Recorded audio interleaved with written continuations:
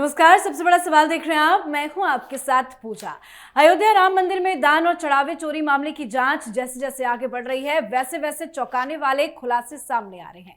SIT की प्रारंभिक report के मुताबिक 27 अप्रैल से 5 जून 2026 के बीच के 45 दिनों के सीसीटीवी फुटेज में काउंटिंग रूम के कर्मचारियों की तरफ से करीब 70 बार चोरी किए जाने की बात सामने आई है। रिपोर्ट के अनुसार आरोपी नोटों की गड्डियां और खुले पैसे कपड़ों, जूतों और जेबों में छिपाकर बाहर ले जाते थे।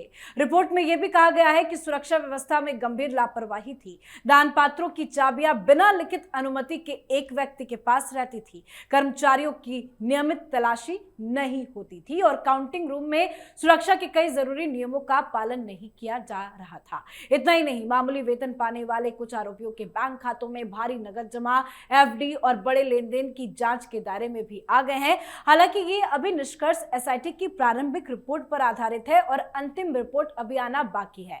वहीं इस पूरे मामले को लेकर मुख्यमंत्री योगी आदित्यनाथ ने विपक्ष पर भी हमला बोला है। उन्होंने समाजवादी पार्टी और कांग्रेस पर हिंदू आस्था के मुद्दे पर राजनीति करने का आरोप लगाते हुए कहा कि अयोध्या की घटना पर सवाल उठाने वाले वक्फ संपत्तियों से जुड़े मामलों पर चुप क्यों है।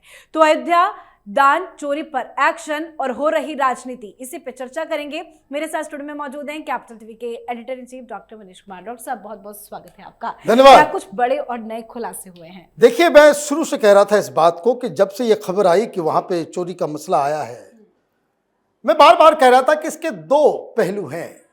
एक, चोरी का मसला है जो क्रिमिनलिटी इन्वॉल्व है, उसमें जांच है, एसआईटी है, पुलिस एक्शन है, ट्रस्ट है, तमाम चीजें हैं। और इसका दूसरा एस्पेक्ट है कि इसके पर हो रही राजनीति। अब पिछले 24 घंटे में क्या हुआ है, इसको ध्यान देना जरूरी है जी। क्योंकि कई सारे लोग फोन करके भी हम लोगों से पूछ रहे, भाई इसका असर तो नहीं पड़ेगा राजनीति के ऊपर, चुनाव में कहीं नुकसान तो नहीं हो जाएगा, योगी आदित्यनाथ के ऊपर तो इसका असर नहीं आएगा। कई सारे लोगों के मन में भ्रांतियां हैं, लोग हर्ट हुए हैं। लोग इसलिए भी पूछ रहे हैं कि लोगों को लग रहा है कि नहीं, बहुत गलत हुआ। गलत तो हुआ है, लेकिन राजनीति वो परसेप्शन से चलती है। ये परसेप्शन बनाने की कोशिश की गई विपक्ष के द्वारा कि भारतीय जनता पार्टी ने मंदिर का चंदा चुरा लिया। That was there narrative. अब आप ये सोचिए, आप खुद सोचिए, क्या आपके आसपास के लोग ये कह रहे हैं कि योगी ने चोरी कर ली, मोदी ने चोरी कर लिया? ये हो सकता है? सीएम योगी पर कोई सवाल नहीं है। यही कहानी खत्म हो गई। लेकिन अब आपने, वो कहते हैं ना कि मधुमक्खी के छत्ते पे आपने पत्थर मार दिया तो मधुमक्खी तो आपको छोड़ेगा नहीं। आपने योगी आदित्यनाथ के ऊपर इस तरह का अटैक करने की आपने जरूरत की, हिमाकत की। अब तो आपके भागने की बारी है। क्यों है, इसको समझिए। और मैं आपको बता दूं, इस मुद्दे के ऊपर ही भारतीय जनता पार्टी विपक्षियों को चारों खाने चित्त कर देगी। ये मुंह से आवाज नहीं निकाल पाएंगे। वैसे कांग्रेस वाले ने अभी से आवाज निकालना बंद कर दिया, भाग गए मैदान छोड़ के। क्यों, उस पर मैं आऊंगा। देखिए, चोरी हुई तो योगी आदित्यनाथ ने कहा कि दूध का दूध, पानी का पानी करूंगा, किसी को छोड़ूंगा नहीं। विपक्ष ने कहा कि नहीं, सबको बचाया जाएगा, कोई एक्शन नहीं होगा, बुलडोजर नहीं चलेगा, पैसे कहां चले गए, बताओ बताओ बताओ, है ना। अभी क्या है, एसआईटी की रिपोर्ट आ गई। एसआईटी ने क्या किया, एसआईटी ने सारे चोरों को भी पकड़ लिया, सबूत भी दे दिया। चोरों ने पैसे कहां छिपाए, कहां जमा किए, कौन कौन लोग थे, ये नेटवर्क में कौन था, नहीं था, किस किस शय पे हो रहा था, ये सारा खुलासा कर दिया। और एसआईटी ने यह भी बता दिया कि जो चोरी करने वाले लोग थे, इनके पीठ के पीछे जो है चंपत राय का हाथ था, आलोक मिश्रा का हाथ था, इसमें जो है गोपाल राव का हाथ था। कोषाध्यक्ष सामने आए, उन्होंने कहा कि भाई ये मनमानी में चल रहे थे। वो कल रो रहे थे, वो कह रहे थे कि बताइए ये क्या है, मैं कोषाध्यक्ष हूं और बैंक में मेरा साइन भी नहीं, मनमानी ढंग से चला रहे थे। इसका मतलब एसआईटी ने किसी को नहीं छोड़ा। अभी 8 गिरफ्तार हुए हैं, कल ये 20 हो जाएंगे। एसआईटी का काम खत्म। फिर न्यायालय में और पुलिस का अपना जो है वो काम शुरू होगा। जिस तरीके से पकड़ धकड़ किया जा रहा है, एक मैसेज तो क्लियर हो गया कि किसी को छोड़ा नहीं जा रहा, और चंपत राय और अनिल मिश्रा के इस्तीफे के बाद यह क्लियर हो गया कि कोई किसी को बचा भी नहीं रहा।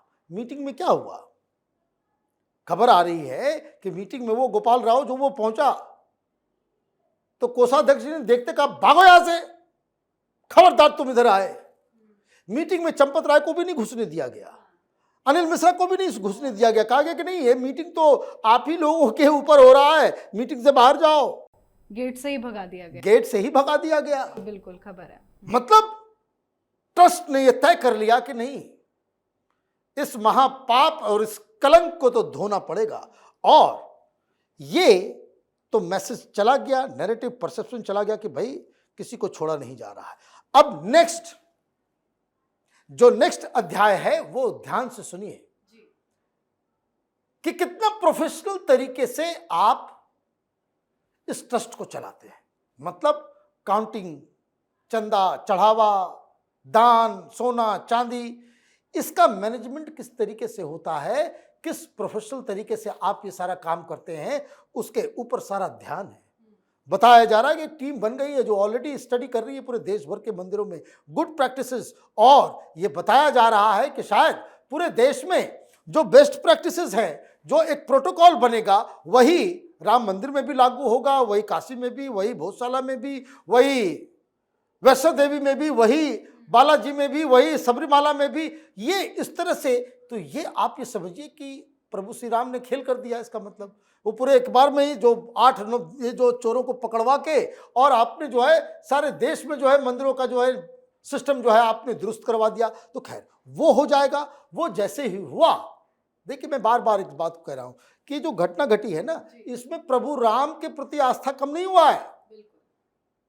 इन चोरों के द्वारा जो ये जो सारा चीज हो रहा था, उस पूरे प्रोसेस के ऊपर जो है आस्था जो है लोगों की डिगी है कि भाई क्या दान देकर के आएंगे, कोई कुछ कर लेगा, खा लेगा, चोरी हो जाए। तो ये जो कार्रवाई एसआईटी और सरकार की तरफ से की गई और ट्रस्ट की तरफ से किया गया, ये विपक्ष के उस नैरेटिव को ध्वस्त करता है कि लोगों को बचाया जा रहा है। नैरेटिव तो विपक्ष का सर ध्वस्त हो गया, लेकिन इतने सारे एक्शन लिए जा रहे हैं, मीटिंग में भी कई बड़े फैसले लिए गए हैं, एसआईटी भी अपना काम कर रही है, गिरफ्तारी, रिमांड सब कुछ हो रहा है, लेकिन विपक्षी पार्टियां इस एक्शन पर कुछ नहीं कह रही है कि नहीं अच्छा काम हो रहा है। देखिए अब क्योंकि ये तो यही डिमांड कर रहे थे, डिमांड पूरा हो गया, आपके सारे जो है दावे और सारे खत्म हो गए। फिर आपने क्या क्या अफवाह फैलाया, वही उसके पीछे के नोटिस भी गया ना, एक जानकारी आ गई कि भाई आप जो जो कह रहे थे कि 20,000 करोड़ रुपए का हुआ है, 200 करोड़ रुपए, आओ एसआईटी के सामने और सबूत दो कि हवाबाजी में कुछ बोलोगे। अब लोगों को ये डर लगा कि भाई अगर मैं, अब क्योंकि ये हिंदू आस्था का सवाल है, मामला बड़ा इमोशनल है, कोई राजनीतिक रोटियां सेकते हुए पकड़ा गया, जनता उसको फिर छोड़ेगी नहीं चुनाव में।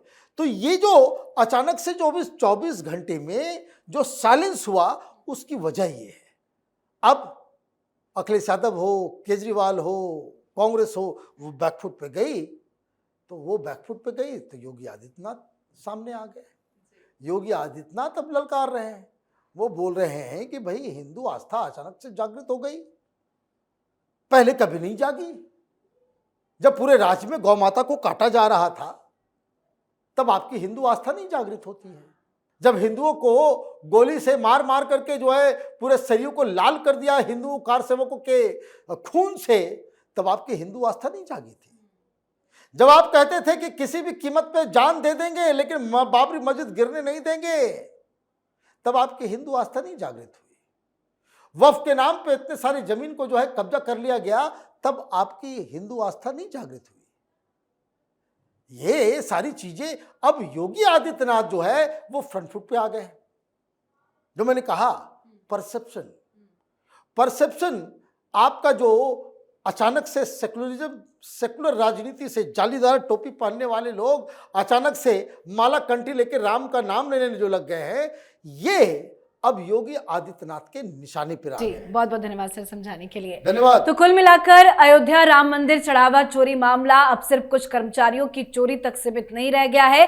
एसआईटी की प्रारंभिक रिपोर्ट ने ट्रस्ट की सुरक्षा व्यवस्था, निगरानी प्रणाली और जवाबदेही पर भी गंभीर सवाल खड़े कर दिए हैं। तो वहीं फिलहाल एसआईटी की केवल प्रारंभिक रिपोर्ट सामने आई है और अंतिम रिपोर्ट का इंतजार किया जा रहा है। माना जा रहा है कि फाइनल रिपोर्ट में भी ये स्पष्ट हो सकता है कि चोरी का नेटवर्क कितना बड़ा था, इसमें और कौन कौन शामिल थे, लापरवाही की जिम्मेदारी किस स्तर तक तय होगी और क्या ट्रस्ट की कार्यप्रणाली में बड़े बदलाव किए जाएंगे। हालांकि ट्रस्ट ने भी भरोसा दिया है एक्शन होगा और सीएम योगी ने भी आरोपियों का हिसाब किताब करने का भरोसा दिलाया है। तो उम्मीद है जल्द कुछ बड़ा एक्शन देखने को मिलेगा। इस पर आप भी अपनी राय कमेंट करके लिखिएगा। देखते रहिए कैपिटल टीवी। नमस्कार।